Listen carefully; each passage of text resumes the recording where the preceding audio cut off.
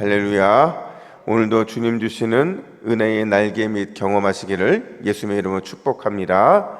이 시간 말씀을 받겠습니다.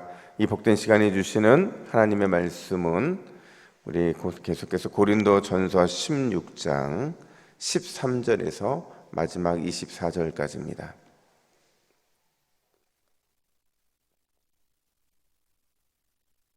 고린도전서 16장 13절에서 24절 사랑으로 라는 제목으로 오늘 말씀을 받습니다. 우리 13절부터 교독해 읽겠습니다. 깨어 마음에 굳게 서서 남자답게 강건하라. 너희 모든 일을 사랑으로 행하라. 형제들아, 스데바나의 집은 곧 아가야의 첫 열매요 또 성도 섬기기로 작정한 줄을 너희가 아는 자라. 내가 너희를 권하노니 이 같은 사람들과 또 함께 일하며 수고하는 모든 사람에게 순종하라. 내가 스데바나와 부드나도와 아가이고가 온 것을 기뻐하노니 그들이 너희의 부족한 것을 채웠음이라. 그들이 나와 너희 마음을 시원하게 하였으니 그러므로 너희는 이런 사람들을 알아주라. 아시아의 교회들이 너희에게 무난하고 아골라와 브리스가와 그 집에 있는 교회가 주 안에서 너희에게 간절히 무난하고 모든 형제도 너희에게 무난하니 너희는 거룩하게 입맞춤으로 서로 무난하라. 나 바울은 친필로 너희에게 무난하노니 만일 누구든지 주를 사랑하지 아니하면 저주를 받을지어다. 우리 주여 오시옵소서. 주 예수 그리스도의 은혜가 너희와 함께하고 나의 사랑이 그리스도 예수 안에서 너희 무리와 함께 할지어다. 아멘. 여러분, 남자들의 통화와 여자들의 통화가 다른 거 아시죠? 남자들의 통화는 굉장히 간단 명료합니다. 굉장히 건조하고요. 굉장히 또 이 사무적이라 할 수가 있어요. 길 수가 없는 거죠. 근데 여자들은요, 한번 통화를 시작하면 30분은 기본이에요.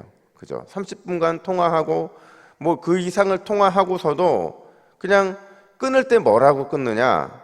하지 못한 말은 만나서 하자 이러고 끊어요. 남자랑 여자랑은 너무 다른 거죠. 근데 가만히 보고 있으면 이 바울의 성품이나 바울의 모습도 여성성이 좀 강했던 것 같아요. 이 오늘 본문을 통해서 이제 고린도 교회를 향한 애정 어린 이 편지를 마무리하게 되는데 이 정도 마무리할 때쯤 되면 그냥 따뜻하게 하고 끝내도 되거든요. 왜냐하면 지금까지 중요한 이슈들을 굉장히 많이 다뤘잖아요.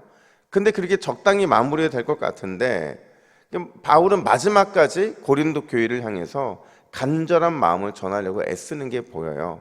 과연 그가 마지막까지 애써서 전달하고 싶었던 그게 뭐냐? 첫 번째로 그 무엇보다도 절대로 사랑을 놓쳐서는 안 된다. 사랑이 가장 중요하다 이거예요. 이러면 제가 고린도 교회를 설명하면서 계속 말씀드렸지만 고린도 교회에 드러난 문제들은 참 많았어요. 근데 본질적인 문제는 뭐냐? 사랑이 부족했던 것이고 서로에 대한 배려가 부족했다라는 거죠. 그러니까 사랑 없는 은사가 판을 쳤고 배려 없는 능력이 마치 진짜 능력인 것처럼 자랑되었다는 거예요.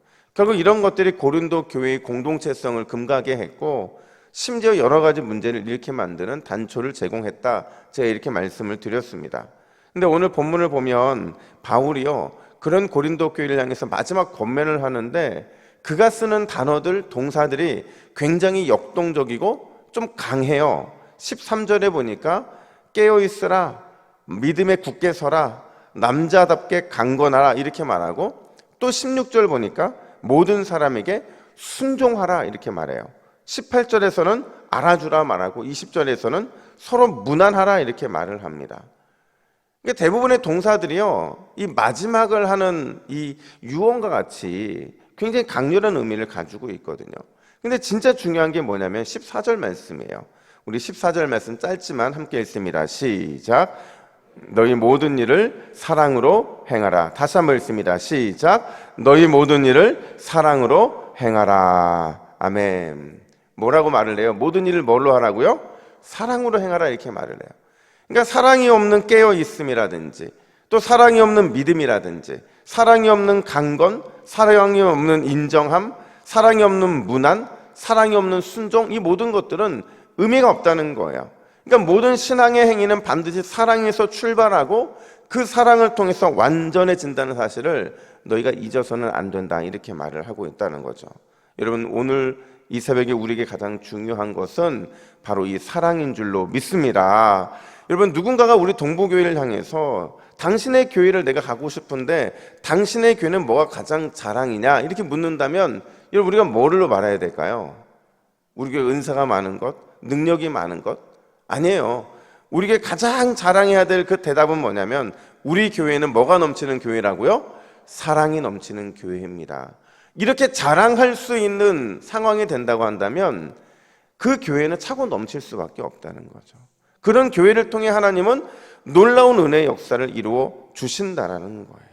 여러분, 사랑이 빠진 봉사, 사랑이 빠진 헌신, 사랑이 빠진 직분, 사랑이 빠진 예배, 아무것도 의미가 없다는 거예요. 오직 사랑으로 행한 것만 남는 줄로 믿습니다. 뿐만 아니라 하나님은 오직 사랑으로 행한 것들만 기억해 주시겠다라는 거예요. 그래서 여러분, 사랑을 늘 남기는 삶이 되어야 된다는 거죠. 제가 어떤 책에 보니까 이런 글이 있어요. 어떤 글이냐면 바로 이건데요. 우리 같이 한번 읽어볼까요? 시작. 우리의 진짜 문제는 한계를 정해놓고 사랑하려는 마음이다. 우리는 줄 준비가 되어 있다. 그러나 주고도 남을 때만 준다. 섬길 준비도 되어 있다. 그러나 불편하지 않은 범위 안에서만 섬긴다. 사랑할 수도 있다. 그러나 그에 대한 대가가 보장될 때만 사랑한다. 우리는 예수님처럼 사랑할 수 없음을 인정해야 한다. 여러분, 이 글이 뭘 얘기하는 거겠어요? 한계를 허무는 사랑, 그리고 부족하지만 늘 베푸는 사랑, 불편해도 나누는 사랑, 대가를 따르지 않는 사랑, 이런 사랑으로 우리가 교회다운 교회의 모습을 보여줘야 된다는 겁니다. 여러분, 이 아침에 다시 한번 절대 사랑을 놓지 않기로 결단하는 우리 모두가 되기를 예수님의 이름으로 축복합니다. 뿐만 아니라 두 번째로 바울이 말하는 게 뭐냐? 진심으로 서로를 좀 배우라, 이렇게 말을 하고 있어요. 여러분, 진심이라는 게 뭐예요? 거짓 없는 참된 마음이잖아요. 그러면 진심의 반대말은 뭘까요? 건성이라고 말합니다. 마음에 없는 대충 하는 것, 그게 바로 건성인데요. 오늘 본문에 보면 바울은 이 한 사람의 예를 들어요. 그게 누구냐? 바로 스데바나라는 사람인데요. 그에 대해서 바울이 뭐라고 말하냐? 15절 말씀도 우리 같이 한번 읽겠습니다. 시작. 형제들아, 스데바나의 집은 곧 아가의 첫 열매요 또 성교 섬기기로 작정한 줄을 너희가 아는지라. 아멘. 여러분, 스데바나와 그의 집은요, 바울에 의해서 아가야에서 얻은 첫 열매였어요. 그러니까 바울이 복음을 전해 듣고 세례를 받고 거듭나게 되는데, 그가 너무 큰 은혜를 받은 거죠. 너무 큰 은혜를 받다 보니까 작정하고 교회와 성도를 전심으로 섬겼다, 이렇게 말을 하고 있어요. 이거 작정했다는 건 뭐예요? 그냥 나의 모든 것들을 다 버리더라도, 내가 모든 것을 다 쏟아 부어도 그 내게 남아있는 게 없다 할지라도 작정하고 이 사랑의 섬김을 실천을 했다라는 겁니다. 얼마나 대단했는지요. 18절에 보니까 알아주래요. 여러분, 이 알아주라라는 표현이요, 바울이 다른 데 쓴 적이 없어요. 그냥 스데바나와 그의 집 사람들을 향해서만 알아주라라는 말을 쓰고 있는 거거든요. 그리고 그와 함께 했던 동역자들, 그들을 향해서만 알아주라라고 말하고 있거든요. 여러분, 알아주라는 게요, 그냥 박수 쳐주라는 게 아니에요. 칭찬하라는 게 아닙니다. 원래 원뜻을 보면요, 집중해서 보고 있다가 너희도 따라하라는 거예요. 그러니까 한마디로 말하면 서로에게 배우라는 겁니다. 고린도 교회는 스데바나와 그의 함께했던 동역자들을 통해 배우라는 거예요. 작정하고 받은 은혜와 사랑을 실천했던 그걸 배우라는 거죠. 여러분, 거듭난 공동체와 거듭나지 않은 공동체의 차이점들이 있어요. 그러니까 거듭나지 않은 이 공동체의 공통점은 서로 배우려 하지 않는다는 거예요. 자존심 때문에, 시기심 때문에, 또 상대방의 이런 좋지 못한 모습들 때문에 서로 배우려 하지 않는다는 거죠. 근데 예수님의 사랑으로 거듭난 공동체는요, 끊임없이 서로 배우기를 좋아한다는 거예요. 좋은 게 있으면 내 것으로 만들기 위해 몸부림치고, 하나님이 기뻐하시는 일이 있으면 그것도 내가 배우고 싶어서 막 간절하는 거죠. 그걸 바울은 너무도 잘 알고 있었어요. 이런 공동체가 돼야 된다는 거죠.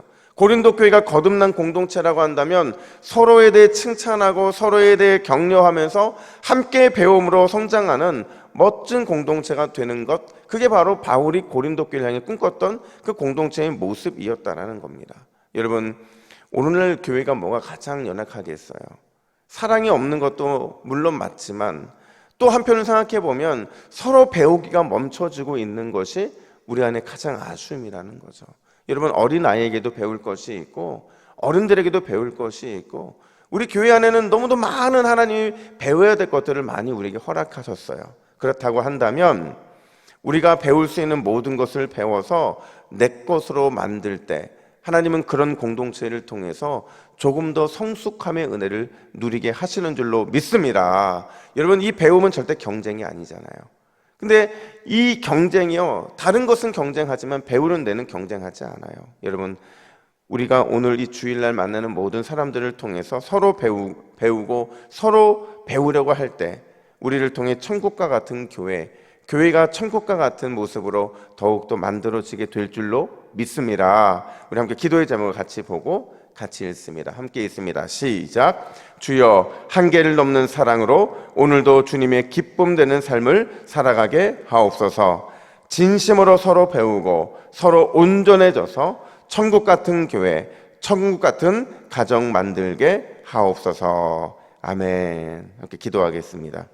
하나님 아버지, 고린도 교회를 향한 바울의 마지막 권면, 우리에게도 주님이 들려주시기를 원하는 줄로 믿습니다. 하나님, 우리가 한계를 넘는 사랑, 그 사랑으로 주님의 기쁨 되는 삶을 살아갈 수 있도록 도와주시고 날마다 진심으로 서로를 배우고 그래서 온전해져서 날마다 우리 공동체가 성숙함의 복을 누릴 수 있도록 인도하여 주시옵소서. 하나님 아버지, 특별히 오늘은 우리가 성례와 세례와 또 성찬식이 있는 날입니다. 하나님을 더욱 깨닫게 하여 주시고 그 주님의 그 크신 사랑과 은혜를 풍성히 누릴 수 있도록 인도해 주셔서 오늘 우리가 예수님의 피와 살을 먹고 마심으로 내 안에 회복의 은혜를 누릴 수 있도록 주께서 인도하여 주시옵소서. 감사드리며 예수님의 이름으로 기도하옵나이다. 아멘.